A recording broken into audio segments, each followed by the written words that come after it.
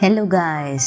तो आज जो एनिमे हम एक्सप्लेन करने जा रहे हैं उसका नाम है I got a cheat skill in another world and become unrivalled in the real world 2 episode number 3।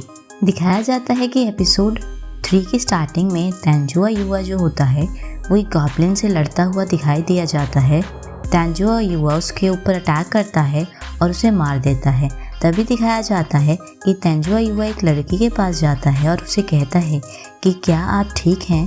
तो तभी दिखाया जाता है वो कहती है तुम कौन हो और बेहोश हो जाती है, जैसा कि हमने अपने पिछले एपिसोड में देखा था। दिखाया जाता है कि तेंजुआ युवा अपने घर में अपने कपड़ों को प्रेस करता हुआ दिखाई दिया जाता है और वो सोचता है कि क्या वो लड़की ठीक होगी। फिर वो सोचता है कि हाँ, उसे बचाने कुछ लोग आए थे उसकी हेल्प करने के लिए, तो इसलिए मुझे चिंता नहीं करनी चाहिए, वो ठीक ही होगी। दिखाया जाता है वो अपने कपड़ों को प्रेस कर रहा होता है और वो सोचता है कि ये जो मेरी शर्ट है इसे मैं हर दिन धोता हूँ, अब मेरे पास कुछ पैसे भी हैं तो क्या मैं कुछ अपने लिए नए कपड़े खरीदूँ। दिखाया जाता है वो एक मॉल में जाता है और वो सोच रहा होता है ये शर्ट कभी भी गंदी नहीं होती है, ये शर्ट बहुत अच्छी है, लेकिन मैं हर दिन सेम कपड़े नहीं पहन सकता। वो देखता है कि सारे लोग उसकी तरफ बहुत हैरानी से देख रहे होते हैं। लोग कहते हैं कि वो बहुत सुंदर है, क्या वो कोई एक्टर है। वहीं तेंजुआ युवा सोचता है मैं जल्दी से सामान लेके घर वापस चला जाऊंगा।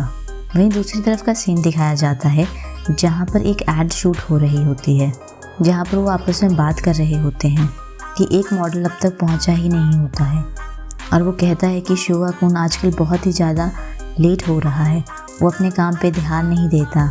साथ में एक आदमी कहता है कि मैं ऐसे इंसानों से बहुत नफरत करता हूँ जो अपने काम के खिलाफ बहुत ही केयरलेस हों। शो का मैनेजर जो होता है उससे माफ़ी मांगता है। वहीं दिखाया जाता है शो के मैनेजर को शो का फ़ोन आता है जो कि कहता है कि वो रास्ते में ही है और पहुँचने वाला है। वहीं दूसरी तरफ का सीन दिखाया जाता है जो एक्ट्रेस होती है इस एड की मॉडल, वो कब से तैयार बैठी होती है सुबह से ही। तो वहीं वो कहती है मेरे बारे में चिंता मत करिए आप। वो कहते हैं इसके बाद भी सबने बुकिंग कर रखी है और भी चीज़ें करनी हैं और वो माफ़ी मांगते हैं कि मैं माफ़ी मांगता हूँ कि ये अब तक स्टार्ट ही नहीं हुआ। तो वहीं दिखाया जाता है उस शो के डायरेक्टर को गुस्सा आता है। वो कहता है हम यहीं से कोई आदमी ढूंढ लेंगे शॉपिंग मॉल से ही और उसी को अपना मॉडल बना देंगे।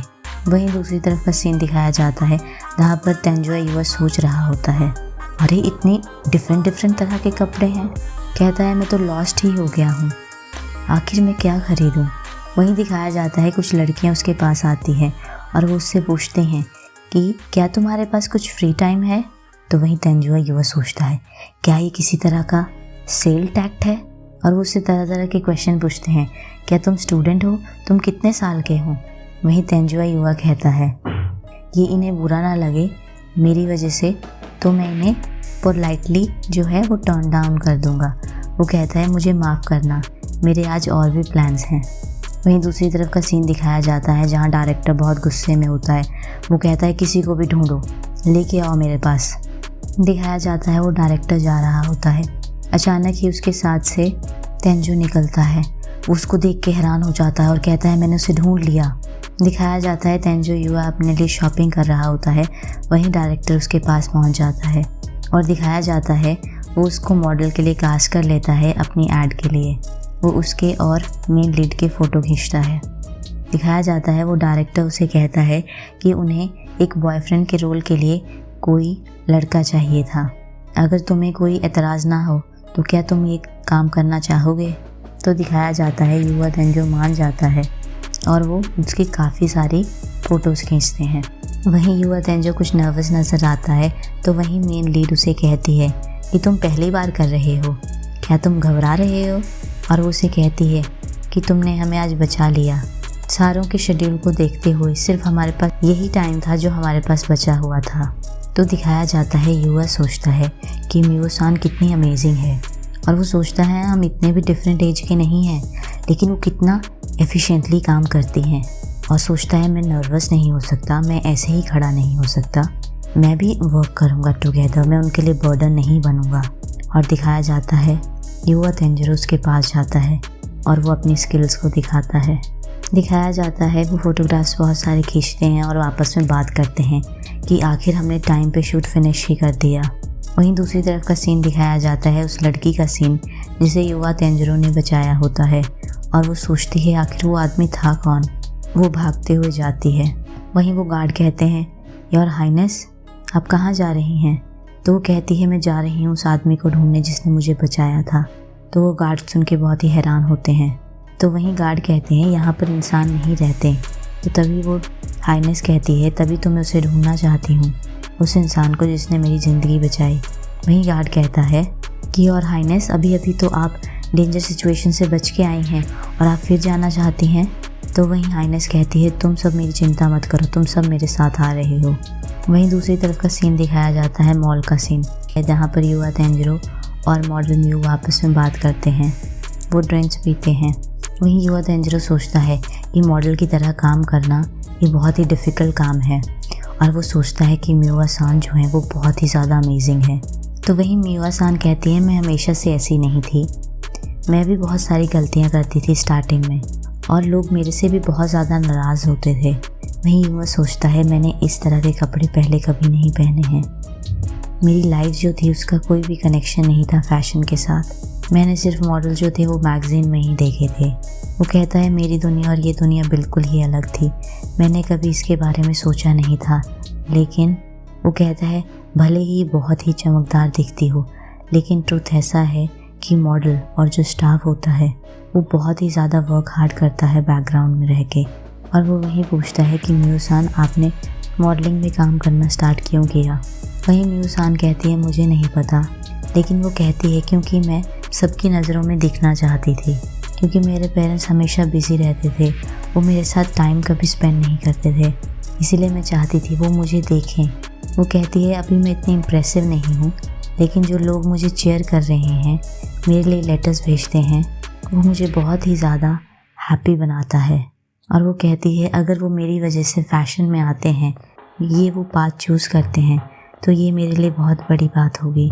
युवा सान तुम्हें भी अपनी लाइफ का हर मोमेंट जो है एंजॉय करना चाहिए, वही तुम्हारे लिए बहुत अच्छा फ्यूचर बनाएगा।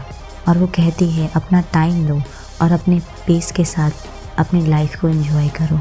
और वो दोनों बातें करते हैं और हंसते हैं।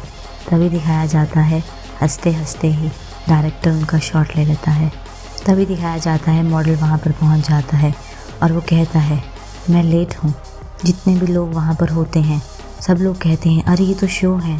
और वो कहता है पिछली रात को मैंने कुछ ज़्यादा ही पी ली थी। वो अपने ऑडियंस को हाथ दिखाता है। वहीं वो मॉडल युवा तेंजिरो को बताती है ये वो मॉडल है जो मेरे साथ शूट करने वाला था। दिखाया जाता है शो जो है वो मॉडल को हाई करता है और उसके पास जाता है और कहता है कि तुमने नोटिस नहीं किया था मुझे पिछले दिन, तुम मेरे पास आई क्यों नहीं मुझे हाई कहने को? वो कहता है तुम्हें वाइन्स पसंद नहीं है। वहीं युवा तेंजिरो उस मॉडल को कहता है कि मियुसान को आपकी बात कुछ पसंद नहीं आ रही है। तो वहीं वो मॉडल कहता है आखिर तुम हो कौन? दिखाया जाता है अचानक ही वो मॉडल युवा की तरफ हाथ बढ़ाता है मारने के लिए, तो युवा उसे ज़ोर से पटकनी दे के नीचे गिरा देता है। वहीं वो सोचता है इसकी मूवमेंट तो मुझे बड़ी स्लो दिखी, ये कैसे हुआ? लेकिन वो सोचता है कि जो मैंने किया वो ठीक ही था। फिर वो सोचता है क्या सारे लोग मेरे ऊपर चिल्लाने लगेंगे कि मैंने इसे मारा?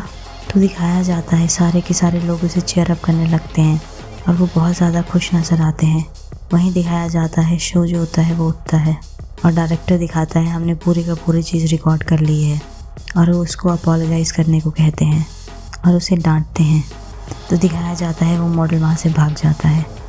वहीं दिखाया जाता है कि मॉडल मियुआ जो होती है वो युवा तेंजिरो को शुक्रिया करती है। वहीं डायरेक्टर कहता है कि क्या आप दोनों को चोट तो नहीं आई? तो वहीं वो कहते हैं नहीं। वहीं मॉडल मियुआ बताती है कि जो शो कौन था वो रिसेंटली मुझे फॉलो कर रहा था और मुझे पता नहीं था कि मैं क्या करूं। वहीं डायरेक्टर माफ़ी मांगता है, वो कहता है मुझे माफ़ करना। वहीं डायरेक्टर कहता है कि क्या तुम हमारे साथ और काम करना चाहोगे? तुम काफ़ी ज़्यादा सूट करते हो इस दुनिया के लिए, क्या तुम हमारे साथ कॉन्ट्रैक्ट साइन करना चाहोगे? हम बहुत ही ग्लैड होंगे और तुम हमारी इनकम से भी अनहैप्पी नहीं होंगे।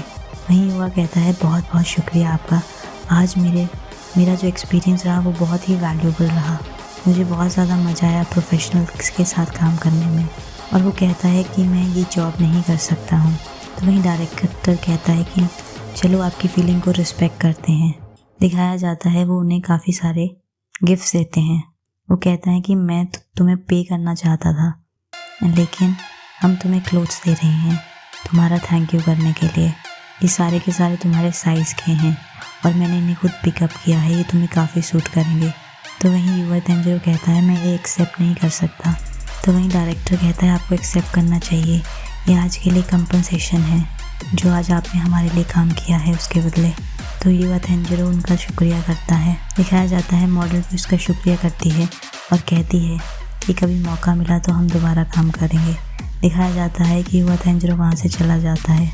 डायरेक्टर कहता है आज के लिए बस इतना ही, बंद करते हैं। दिखाया जाता है वो गाड़ी में वापस जा रहे होते हैं और बात करते हैं कि युवा तेंजिरो इस काम को करने में इंटरेस्टेड नहीं था। तो वहीं दिखाया जाता है मियो कहती है कि मैं उसके साथ दोबारा किसी न किसी दिन काम करना ज़रूर चाहूँगी। तो वहीं डायरेक्टर उसे कहता है कि मिवा जान तुम्हारा मुंह जो है वो पूरा का पूरा लाल हो गया है।